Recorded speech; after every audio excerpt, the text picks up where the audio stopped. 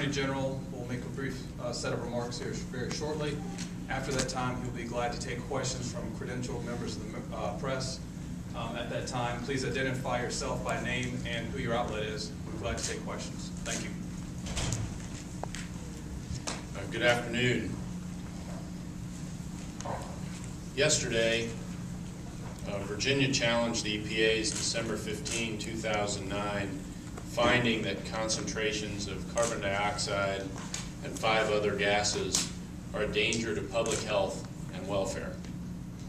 The other gases covered are methane, nitrous oxide, hydro and perfluorocarbons, and sulfur hexafluoride. The challenge that Virginia has brought forward is on 2 fronts. First, we have petitioned for judicial review in the Court of Appeals for the D.C. Circuit. The thrust of this is first that the finding is arbitrary and capricious in light of the existing record. And second, we have questioned the EPA's utter failure to conduct its own independent scientific review. Instead, the EPA has functionally redelegated its authority to review critical data to the UN International Panel on Climate Change, IPCC.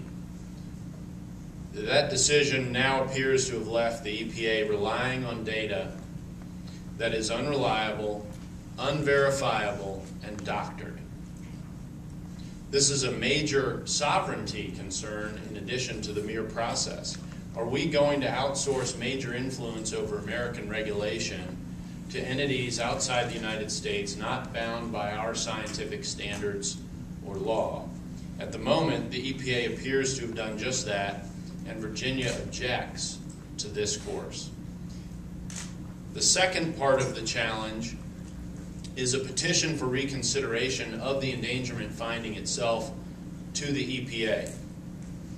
The finding was based on a record that closed last summer of 2009, and since then, what's been known as ClimateGate has brought to light emails from the Climate Research Unit of the University of East Anglia, reanalysis of elements of IPCC reports, and public statements from IPCC scientists, both in the United States and around the world, have cast significant doubt on the validity and integrity of the science upon which the endangerment finding critically rests.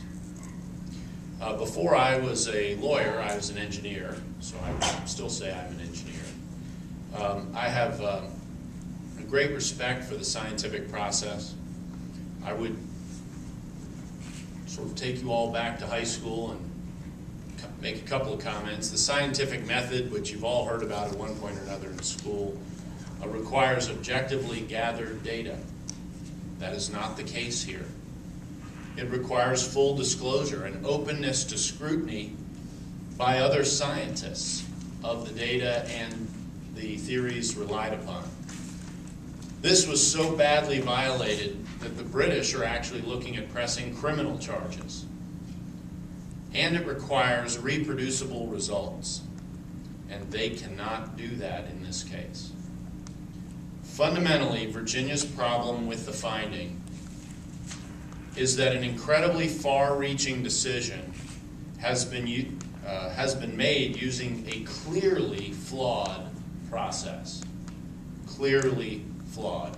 The only indisputable thing about this whole discussion is that the process by which the decision-making was undertaken is flawed. That is without doubt any longer. Under the Clean Air Act, the EPA must grant a rehearing if we have filed our objection on time, which we have, if the objection is on a matter of central relevance to the finding, which it is in this case, and if the grounds the grounds for the objection arose after the public comment period ended.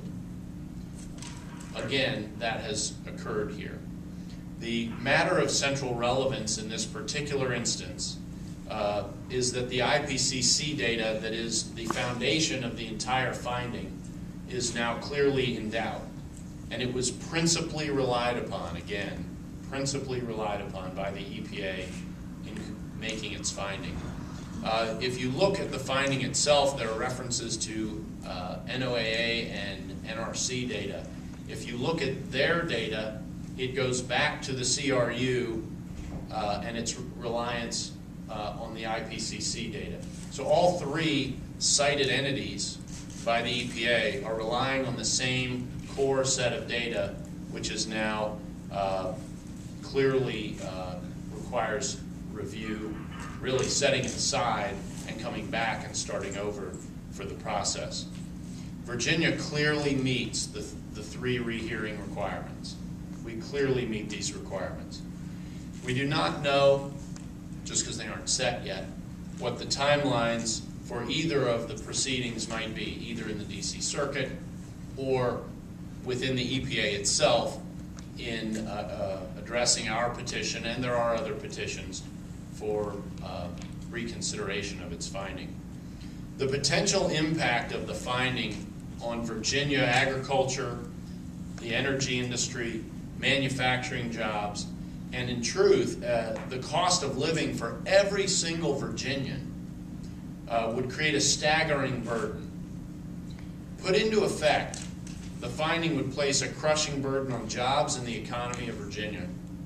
And while some parts of Virginia will be hit harder than others, every Virginian will take an economic beating if this goes forward. The finding would also be an enormous blow to American competitiveness for no demonstrable environmental gain.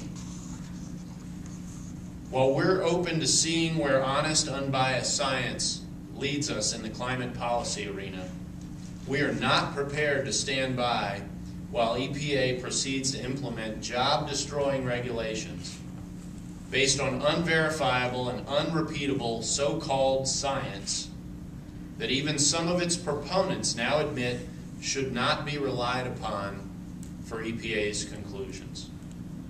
We're asking the EPA to do what Britain and India are doing, namely, restart the process and this time use rigorous, defensible science in deciding how to proceed in the regulatory arena. Before the public is forced down this road, it deserves a scientific process that is reliable and transparent in accordance with traditional American standards and law. The current EPA finding fails this test, and that is why Virginia has proceeded as it has with two challenges to the finding. With that, I would be happy to take some questions.